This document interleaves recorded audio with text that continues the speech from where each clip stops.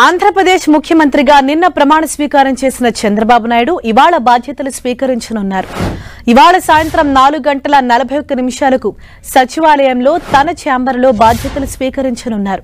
ఇందుకోసం అధికారులు అన్ని ఏర్పాట్లు పూర్తి చేశారు. తిరుమల పర్యటన ముగించుకుని చంద్రబాబు సచివాలయానికి వెళ్లనున్నారు. ముఖ్యమంత్రి హోదాలో తొలిసారి సెక్రటేరియట్కు రానున్న చంద్రబాబుకు సచివాలయ ఉద్యోగులు స్వాగతం తెలపనున్నారు. స్వాగత కార్యక్రమం నిర్వహించనున్నారు.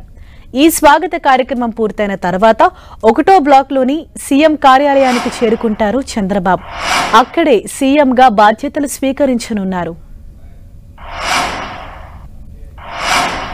సీఎంగా బాధ్యతలు స్వీకరించిన తర్వాత చంద్రబాబు తొలి సంతకం డిఎస్సీ నోటిఫికేషన్పై చేయనున్నారు.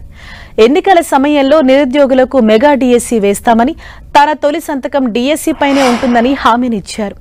నిరుద్యోగులకిచ్చిన హామీ మేరకు ఇవాళ డిఎస్సీ నోటిఫికేషన్ పైనే తొలి సంతకం చేయనున్నారు సీఎం చంద్రబాబు. ఇక రెండో సంతకం ల్యాండ్ టైటిలింగ్ చట్టం రద్దుపై చేయనున్నారు. సామాజిక పింఛన్ 4,000కు పెంచుతూ 3వ సంతకం చేయనున్నారు చంద్రబాబు. స్కిల్ సైన్సెస్ పై 4వ సంతకం చేస్తారు.